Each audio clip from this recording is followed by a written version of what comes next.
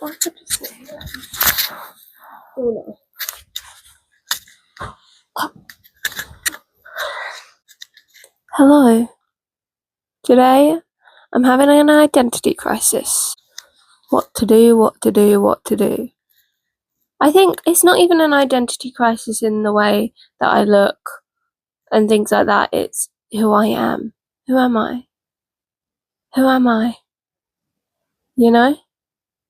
And I've been reading this book called The Courage to Be Disliked, and it's actually got a lot of stuff other than what the title is in it. And it kind of goes through. It's very controversial. A lot of the takes in it are very controversial. But then you read more and more, and then it makes sense. It kind of says stuff like, deny your trauma, which, you know what, I had this thought the other day that my past experiences, I can look forward as much as I want, but they're going to come with me. And, you know, they're going to decide to come with me. I'm not going to invite them. They're coming uninvited with me forward. It feels like I've uninvited them and they've arrived. It also brings up things like when your parents get divorced and then you don't want to get married, and it kind of says it like differently. I actually haven't. I think that's where I stopped reading last, so I can't really speak on that yet. I might do a book review of it. Why not? I also wanted to bring up my voice. It changes a lot. Like the way I'm speaking now, I don't speak like this to other people. It changes a lot and I cannot help it. It's like, you know, when those actors go American after doing an American character? It's kind of like that, but I'm not going American, I'm just changing my voice. Apparently, when you spend a lot of time with your boyfriend, your voice goes higher, and that definitely happens with me. And I also can sound quite childish sometimes, and I don't know whether that's to do with the undiagnosed autism. I'm going to be doing another video about the undiagnosed autism, because there's a lot more to that, let me tell you for free. I've also been watching Love on the Spectrum, and boy oh boy, I'm going to sneeze. Joe! I think that someone has also brought up my voice to me and said, why do you sound like that? Like, why are you speaking like that? And I'm like, and I can't control it. I don't think I can control it, unless I can subconsciously, but I'm not doing it purposely, if that makes sense. So if I sound different in future videos, this is currently a receipt of reasonings. Undiagnosed autism. Trauma, possible. And my boyfriend. I also have just been thinking, what kind of person am I? How do people become a certain type of person? Or just are that way and stay that way? Like all the people in my life, they are that way. They stay that way. They don't change personalities. Do I have a personality disorder?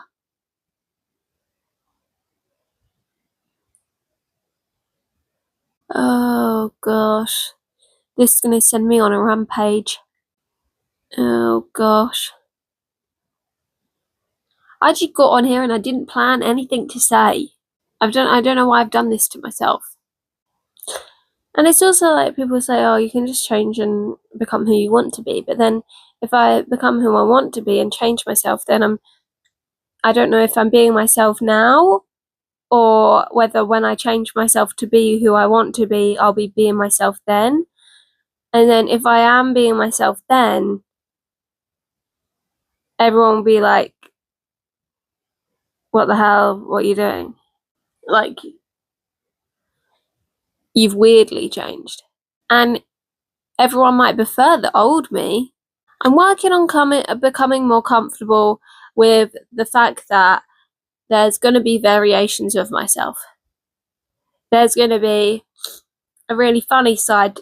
There's going to be a really quiet side. There's going to be a really sad side. There's going to be a sexy kind.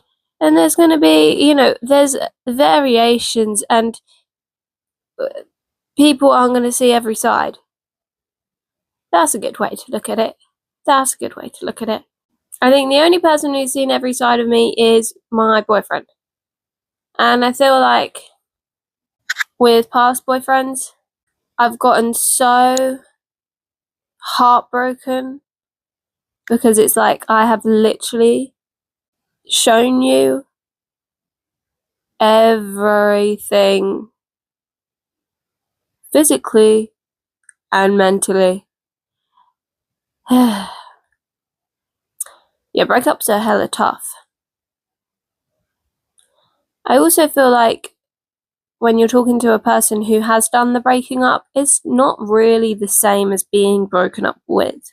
I actually feel like, as well, it is almost traumatic. Like, breakups, I mean, they can be in different scenarios, but just as they are pretty traumatic. And they kind of shape you.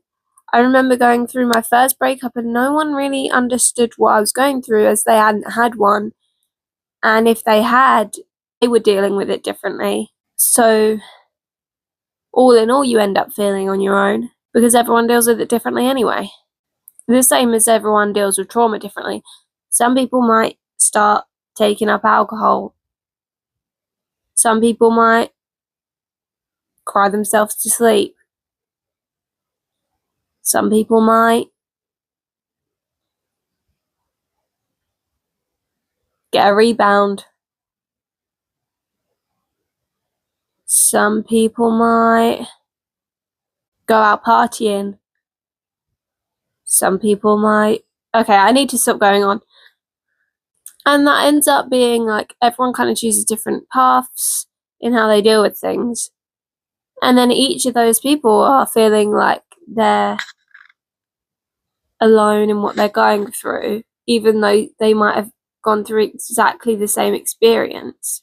And if they have gone through the exact same experience at different time frames, then the person that has grown from that experience, because it's been a longer time since it happened, has all the knowledge, and the person who has just recently been through it can't take it in. Almost can't take it in because it's too fresh. They need to be feeling and developing and processing, not taking in like what the situation is for what it is yet. They need to come to that on their own terms, I feel like, because you can say it to them like as many times as you want. It's not going to click until it's clicked for them. I feel like grief and the trauma of it twiddles in your brain. I also feel like being undiagnosed autistic, you want to make sure that people see you as autistic because you're undiagnosed, you don't have that diagnosis.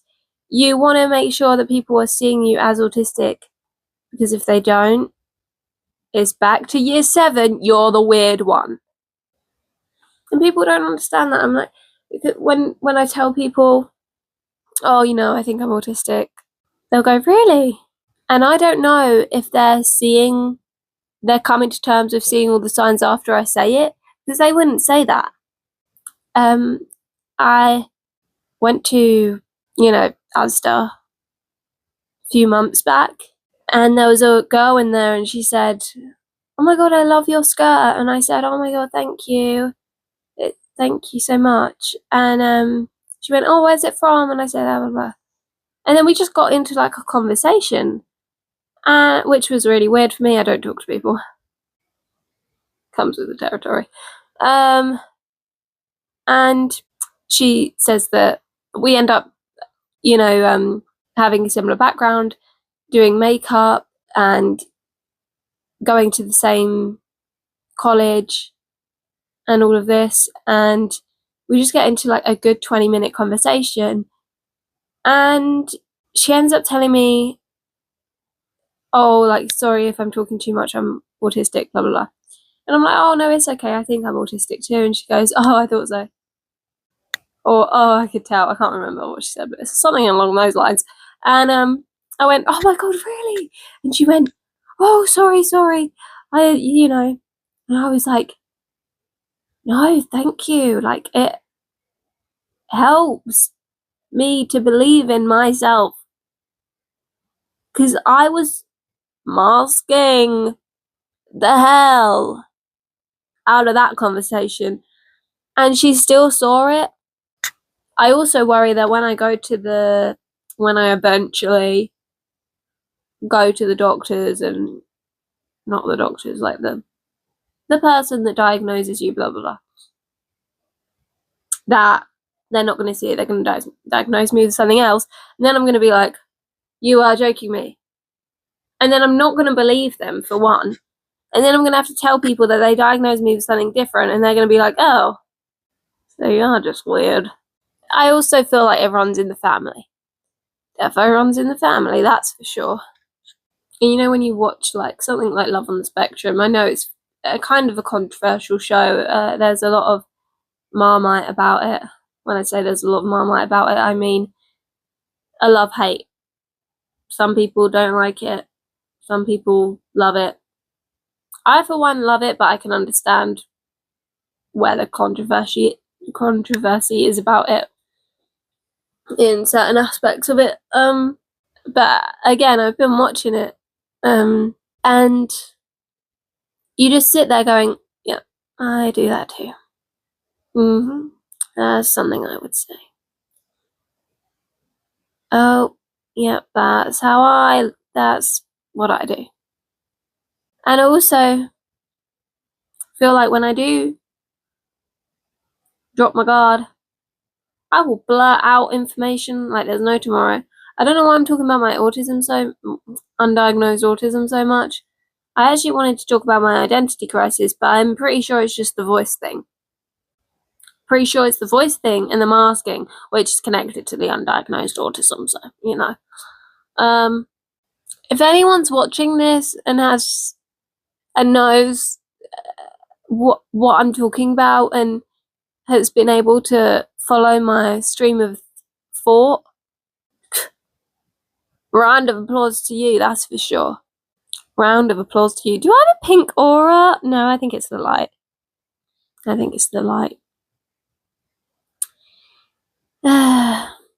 I'm pretty sure the next video, if you want to subscribe now, I'm pretty sure the next video I do will be with my boyfriend, and we'll be talking about how we've made our relationship work. Because boy, oh boy, it's difficult. It's difficult, especially in your 20s. You're looking into your future every 5 minutes and thinking, I need this to happen then, and I need this to happen then. But if you don't want it to happen then what am I going to do? So, there's a lot to a 3-year relationship. A 3-year relationship, you're down bad. That's for sure. There's no going back. I mean, let's have a quick history lesson on good old Brooke. I had a 1-year relationship, broke my heart. Then, soon after, had a 6-month relationship, broke my heart. I am now in a 3.5... Is it 3.5? About a 3.5-year relationship. If anything happens, you won't see from me for a while. Maybe you will. Maybe I'll, deal with it in, a really public way. I go a bit crazy after breakups. I really do. If you haven't watched Love on the Spectrum, I actually do recommend it because it is a good show. But I haven't had a comment on. Oh no, I have had a comment on my video, but that's from someone I know. So, if there's anyone out there that's watching this that I don't know who you are, leave a little comment because it would make my day. I think it would really make my day. If I know you don't leave a comment, because I will be overthinking as swear word. Subscribe if you want to see the next video about me and my boyfriend and how we've made it work, because I find it really interesting, because we have gone through hardships, hard times, we've gone through disagreements and not knowing how to navigate arguments, you know, we've gone through the stages in all of that, and we've come out the other side. So we have a few tips and just experiences. Should be filming it next week, hopefully. I think that'll do. I think I'm going to end it here. Okay, bye.